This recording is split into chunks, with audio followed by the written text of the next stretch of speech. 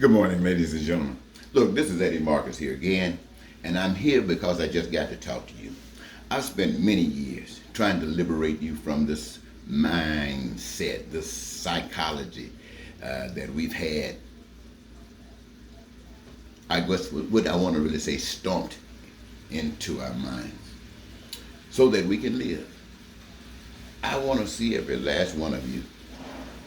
Well, as many as I see, I can't see all of you all the time. But I want to feel confident knowing that things are well with you. And what do I mean when I say well? I mean with you enjoying life. Like everybody wants to enjoy life.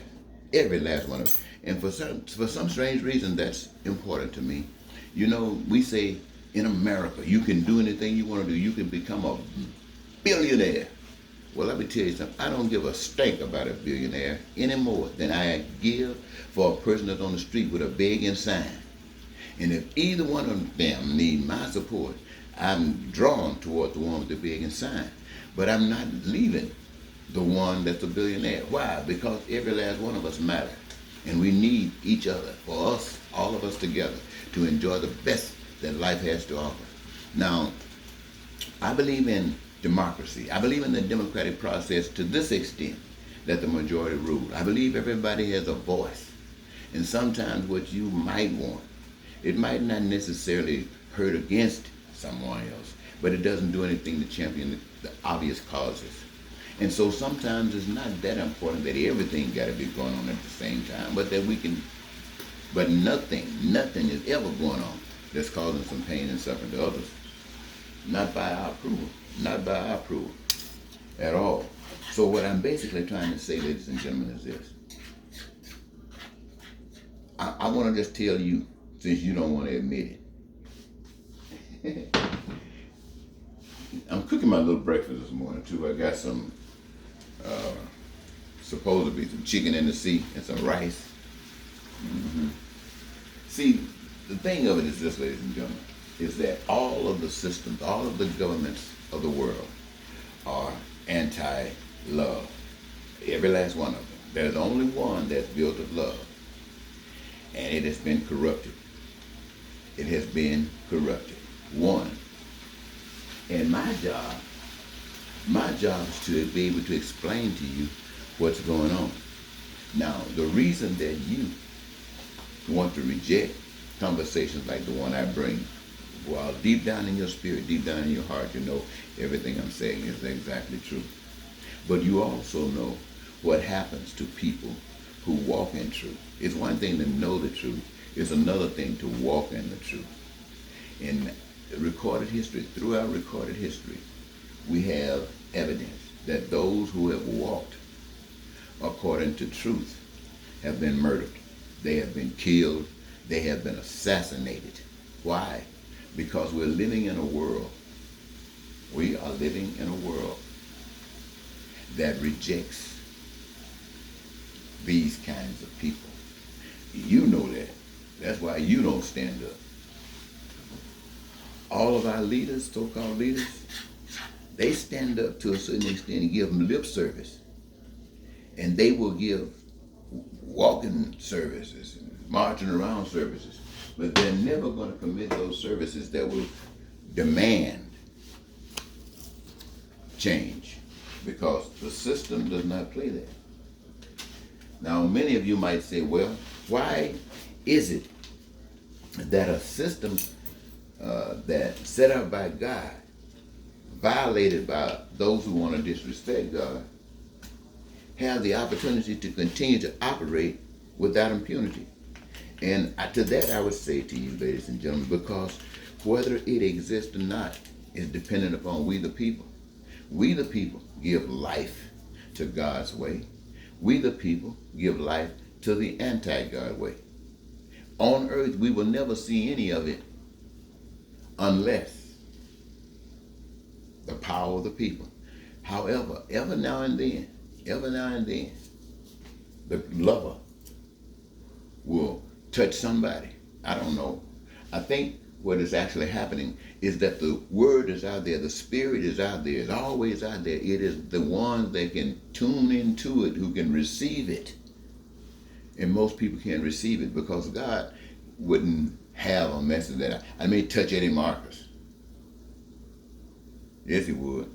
Because that's what he did. He touched me. He touched me, touched Moses, touched Dr. King. What I mean by touched us, a miracle happened in our lives. And that's what it's for. We know a miracle happened in our lives. We know that we're not supposed to be here. We are not supposed to be here. By that is the evidence that we have to be, if we want to honor the truth, we have to commit our lives to the cause for that which saved us. And that is so that you can know the truth. What that basically means, my life was gone. And here I am. So that tells me, so I can comfortably say to you, that when you stand up for truth, as Dr. King, as Gandhi, as Jesus, as those this, you don't believe in Jesus, but you know Dr. King lived. If you don't believe in it, check this out. If, my friends, God can take me out of that death situation and had put me right here, and somebody come and try to take me out of this here, I also understand that I was at a time not here, and then I was. So there's no doubt in my mind that if the maker, if the boss has plans for a continuation of this, I can't stop that. And I have no desire to interfere with that. All I know is today. Today, it takes money to do everything. God's way, it just takes will and love. And the whole world can smile. And I would rather be a Dr. King, a Jesus, a Malcolm X, a Gandhi, than to walk around here every day with my sisters and brothers that are black and white and all of the colors in between, missing out on life, being robbed by an enemy of life, a cancer to the human family. This money, this being rich, this you better. Nobody's better. Everybody got something to contribute. You might have a mindset that says organization for all of the whole state. I'm just going to leave it there, not going to break it down. But you might have that kind of mindset. Someone else might have the mindset of just going around digging ditches, or cleaning toilets, or dumping trash. That might be all their mindset is. But if they are doing that, that qualifies, entitles them to anything that anybody else that's working is entitled to. That means you might be stocking shelves so that when I get hungry and I need some food in my house, if I want to go to the store and shop, I can go in there and get food off the shelves that you have stocked. But when I walk in that store getting food off those shelves that you stocked, I'm not walking around trying to think I'm somebody and you are not. Because I know that you're living the life that you want to live. I know that you are doing exactly what you want to do. You love coming in there, doing that part of the day, taking out time, concentrating on whatever you want to concentrate on, just stocking shelves, knowing that if your kids are needed to be in college, they're there. You're not worried about that. If your baby's under some other one's care, you're not worried about it. You're not worried about anything. Why? Because it's set up that way. You leave a situation so somebody can take advantage of you, and they're going to take advantage of you. Especially when they can profit from it. Especially, why do people lie? They only lie when they can benefit from it. Why? They can benefit from it, then they lie and benefit. So why you put them in a situation where they gotta lie? You don't have to lie. Why? By standing in your way. The world is yours. We're not trying to prevent you. We are living. But evil and stuff like that will not be permitted. Why? Because you don't need it. You don't need nobody. You don't need it.